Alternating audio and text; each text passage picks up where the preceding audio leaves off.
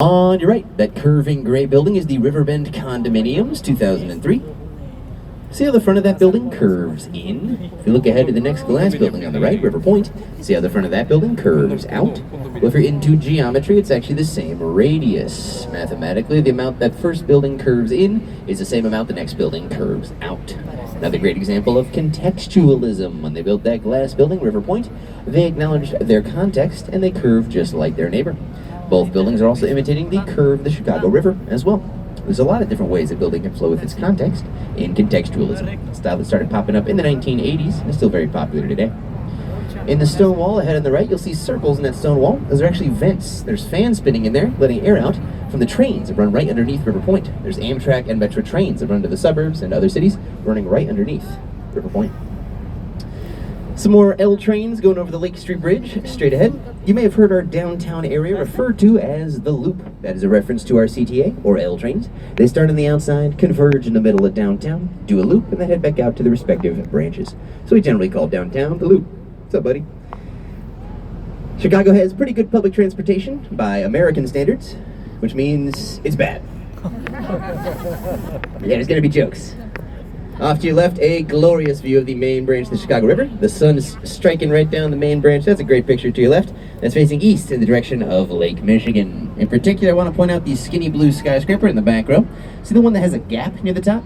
Put a pin in that. That's the St. Regis. We'll talk about why it has a gap later on. Whew, you guys picked a good night. It is gorgeous out here. Now you might have noticed up ahead on the right, there's a building with a Y-shaped foundation. See how it pinches together at the bottom? Now why would you want to build a foundation like that? It's a tricky spot to put a skyscraper. This lot sat empty for many years because they had to find a way to fit that foundation in between two things. On the one side, there's those Amtrak and Metro trains running underneath. On the other side, a city zoning law required them to leave 30 feet of space between the river and the front of the building for public access, because the city wants people hanging out by the river. So they had to squeeze that foundation into only 20% of the lot space. The first full-size floor of that building is about 100 feet off the ground. Now, how do you do that safely? A lot of concrete. You ever see those rotating concrete trucks, those rotating mixers? It took about 500 concrete trucks to pour the foundation for this building, 150 North Riverside. It's from 2017. You'll see a lot of that concrete along the bottom there. It goes much further down into the ground than we can see here. And also just kind of a fun trick, if you look up in the angled glass, you'll see a reflection of our boat. See if you can spot yourself in the reflection up there.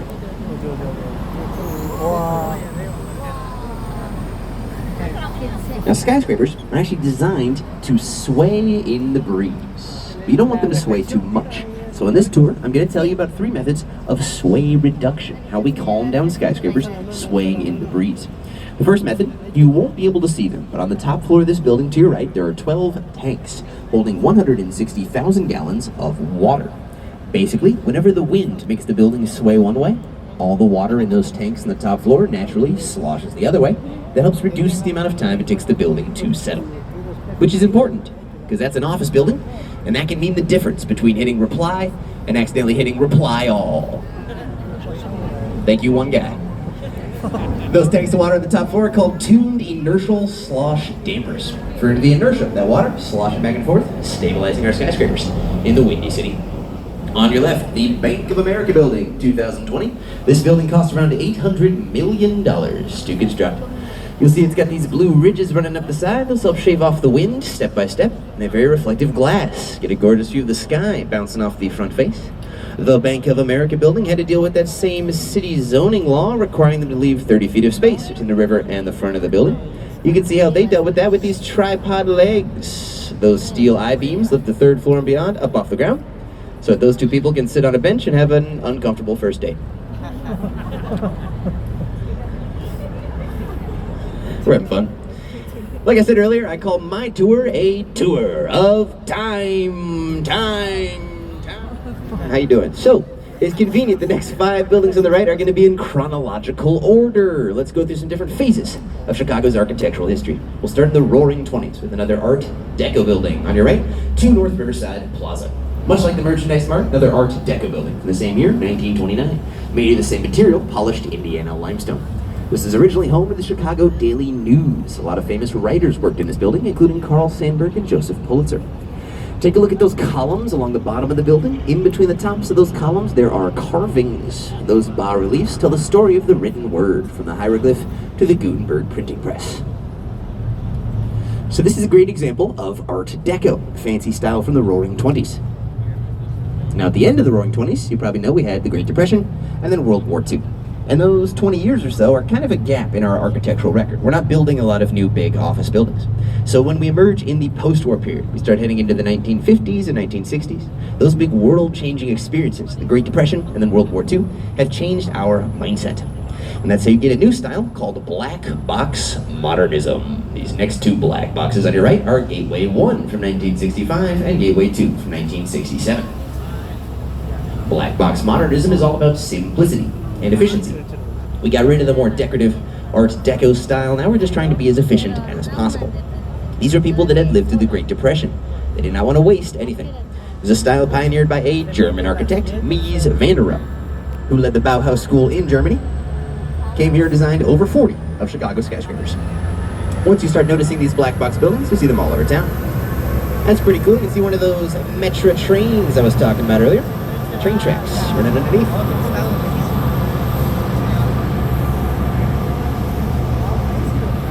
Now each of these black box modernist buildings has three basic ingredients: skeleton, skin, and space. The skeleton is the steel frame on the inside that does most of the work holding up the building. The skin is the outside. It's what we call a curtain wall, as opposed to a load-bearing wall. So other buildings might have more stone or brick along the outside, bearing the load of the building. In this case, the steel skeleton on the inside does that, so the outside is more of a covering, what we call a curtain wall. The third ingredient is the space. These can be very serious-looking, kind of intimidating buildings. One thing that makes them more welcoming is they leave space around the outside of the building for an outdoor plaza. If you're ever on one of those outdoor plazas, the grout lines, the lines in the sidewalk, often line up exactly with the window frames. They actually just redid both the plazas for Gateway 1 and Gateway 2, added some landscaping and those railings and stuff. It's looking pretty good. So we did Gateway 1 and 2 from the 1960s. This next white box ahead on the right is Gateway 3, 1971. So now we're moving along in time. We're getting a little bit more decorative. Now it's not just a steel box. Now we cover the outside with this precast sandy concrete. Gateway 3 is built in what's called the international style. The idea they were going for here is you could put this building in any city in the world and it would fit in. Picture that building in your hometown. Does it fit in? So we did Gateway 1, 2, and 3. As you might be able to guess, this next curving glass building ahead on the right is Gateway 4, 1983. So now it's the 1980s. We got big hair bands. We're ready to show off again. Now we can show off by curving our glass, just like the river curves. Another great example of contextualism, building flowing with its context. Also, I just think this is funny. On the right, you got a fitness center right next to a bakery. A bakery, that's right. One is a place I push my body to the limit every morning, and the other one is a fitness center. This next black box building on the left is called 300 South Wacker. Now we actually did not used to talk about this building very much on the tour. It used to be kind of just another black box, one of many here in Chicago. That is until a few years ago, the owners of the building spent $800,000 to put a giant map on the side of the building. About halfway up, see that glowing red Lego brick? That's this building. See the river beside it? It's basically a giant "You Are Here" sign. They put themselves on the map by putting a map on themselves.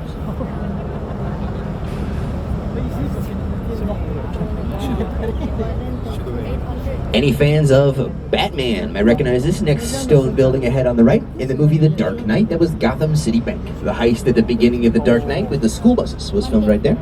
The school buses went along Van Buren Street in front of us, and the Joker and his henchmen took zip lines from that glass building, Gateway 4, onto the roof of that stone building. That stone building is actually the old Maine post office, 1932. At the time of its completion, this was the largest post office in the world. Why did Chicago need such a big post office? Well, we used to be a major hub for mail order catalogs. If you ordered something from a Sears catalog back in the day, there's a good chance it was processed in this building. In 2016, developers spent $900 million to turn it into corporate offices. They turned the roof of this building into a 3-acre park. There are basketball courts up on that roof, walking trails, pickleball courts, all on the roof of the old post office. Also notice, there's a road that goes underneath a gap underneath the post office. It's another feature of the Burnham Plan. Back in 1909, he said, one day we'll need a road right here. So when they built the post office in the late 1920s, they left a gap underneath for that road. That expressway was built underneath the post office in the 1950s. This next stretch of the river is story time. The story I'm going to tell you is called The 4 Stars of Chicago. Alternate title, That Time We Accused a Cow of Arson. Now, it's a long story, and to tell it, I need to take a long sip of water.